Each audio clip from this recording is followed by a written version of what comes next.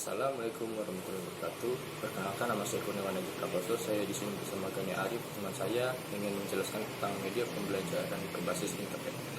Pertama-tama saya akan menjelaskan tentang apa itu media pembelajaran. Media pembelajaran merupakan alat bantu untuk menjabarkan pesan dan informasi yang berasal dari guru untuk siswa dengan tujuan untuk memudahkan proses pembelajaran. Proses pembelajaran pada hakikatnya adalah proses penyampaian informasi kepada siswa dengan memanfaatkan alat berupa benda. Pemanfaatan media pembelajaran saat kegiatan belajar diharapkan pikiran, perasaan, perhatian, dan minat siswa dapat terangsang sehingga siswa dapat menerima dan memahami materi pelajaran dan informasi dari guru dengan baik. Secara garis besar, jenis-jenis media secara umum dapat dibagi menjadi media visual, media audio, dan media audiovisual. Media visual yaitu media yang bisa dilihat, dibaca, dan diraba. Ya, itu contohnya seperti media foto, gambar, buku, tempel poster, majalah, dan alat peraga, dan sebagainya. Media audio yaitu media yang bisa didengar menggunakan indera telinga sebagai salurannya. Contoh yaitu musik, lagu, siaran radio, kaset, CD, dan sebagainya. Dan media audiovisual yaitu media yang bisa didengar dan dilihat secara bersamaan. Media ini menggerakkan indera pendengaran dan penglihatan secara bersamaan. Contohnya media film, televisi, dan internet pun termasuk dalam media audiovisual. Tetapi internet lebih lengkap dan menyatukan semua jenis format media, yaitu disebut dengan multimedia karena berbagai format ada di dalam internet. Pada saat ini, internet telah menjadi salah satu kebutuhan dalam kehidupan sehari-hari, khususnya di dunia pendidikan. Banyak hal yang bisa dilakukan dengan berbantuan internet, seperti mencari pelajaran, berkomunikasi, sarana pembelajaran atau media pembelajaran, sarana mencari informasi beasiswa, sarana mencari ajang lomba pendidikan, dan sarana pendidikan jarak jauh.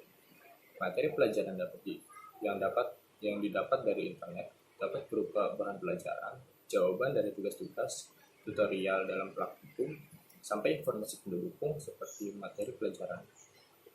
Berkomunikasi yang dilakukan dengan bantuan atau media internet dapat berupa komunikasi antar siswa dengan siswa maupun siswa antar guru, sehingga proses pembelajaran dapat dilakukan dengan lebih efisien dan efektif. Media pembelajaran berbasis internet terus berkembang mengikuti perkembangan teknologi dan komunikasi. Berikut ini beberapa contoh media pembelajaran yang dalam penggunaannya dengan memanfaatkan internet, yaitu seperti blog, Facebook, WhatsApp, website, Edmodo, dan modal, dan masih banyak lagi website yang dapat diakses di internet untuk membantu proses pembelajaran.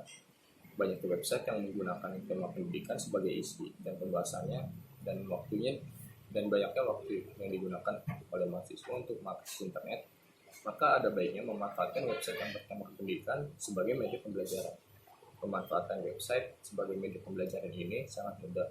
Cukup dengan memberikan alamat-alamat website yang memuat materi pembelajaran bersiswa yang kemudian akan digunakan sebagai sumber materi pembelajaran.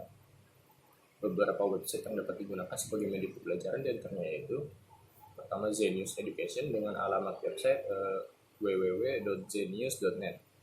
Yang kedua ada Kelas Kita dengan alamat website yaitu www.kelaskita.com. Ada Ilmu Komputer dengan alamat www.ilmukomputer.org. Ada muslim.or.id dengan alamat website muslim.or.id. YouTube dengan alamat website www.youtube.com. Ada Wikipedia dengan alamat www.wikipedia.org, dan masih banyak website-website yang bisa diakses di internet. Untuk penjabaran selanjutnya akan dijelaskan oleh Gani Arif. Assalamualaikum warahmatullahi wabarakatuh. Nama saya Gani Arif Nugroho. Di sini saya akan melanjutkan penjelasan mengenai kelebihan dan kekurangan dari media pembelajaran berbasis internet. Media pembelajaran berbasis internet ini juga memiliki kelebihan dan kekurangan. Hal ini merupakan dua sisi yang tidak dapat dipisahkan. Dengan mengetahui kelebihan dan kekurangan media pembelajaran berbasis internet, diharapkan guru sebagai pemanfaat media pembelajaran ini dapat menggali kelebihan dan meminimalisi kekurangan dari media tersebut. Berikut ini beberapa kelebihan media pembelajaran berbasis internet. Yang pertama, internet sebagai media pembelajaran memberikan sambungan konektivitas dan jangkauan yang sangat luas, sehingga akses data dan informasi tidak dibatasi oleh waktu. Yang kedua, proses belajar atau akses informasi dapat dilakukan tanpa terbatas oleh ruang dan waktu.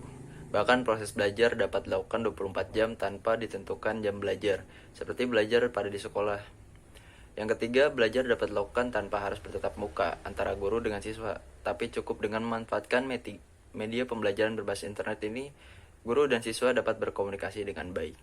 Yang keempat, proses belajar dengan memanfaatkan internet lebih cepat bila dibandingkan dengan mencari informasi pada halaman buku-buku di perpustakaan. Hanya perlu menulis kata pencarian pada halaman pencarian seperti Google, maka apa yang dicari akan muncul pada layar komputer. Yang kelima, media pembelajaran berbasis internet ini juga dapat dikatakan lebih murah dibandingkan harus membeli beberapa buku dengan judul yang berbeda-beda.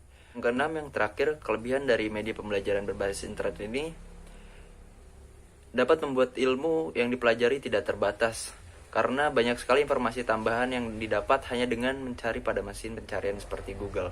Selain memiliki banyak kelebihan, media pembelajaran ini tentu saja memiliki beberapa kekurangan. Seperti yang pertama, proses sosialisasi dapat terganggu. Seringnya menggunakan media pembelajaran berbasis internet juga dapat mengganggu proses sosialisasi siswa, karena waktu sosialisasi siswa dengan guru dan siswa dengan siswa menjadi lebih terbatas. Yang kedua yaitu penggunaan akses internet yang tidak baik. Menggunakan media pembelajaran berbasis internet dapat memberikan dampak negatif dengan memberi siswa wawasan yang tidak seharusnya didapatkan, seperti akses pada situs-situs kekerasan, judi, dan juga pornografi. Ketiga, akses internet yang terbatas dan terganggu. Akses internet menggunakan pulsa atau uang untuk membelinya. Hal ini menjadi masalah tersendiri di saat siswa tidak memiliki paket internet, sehingga proses pembelajaran tidak dapat dilaksanakan. Sekian presentasi dari saya. Terima kasih. Wassalamualaikum warahmatullahi wabarakatuh.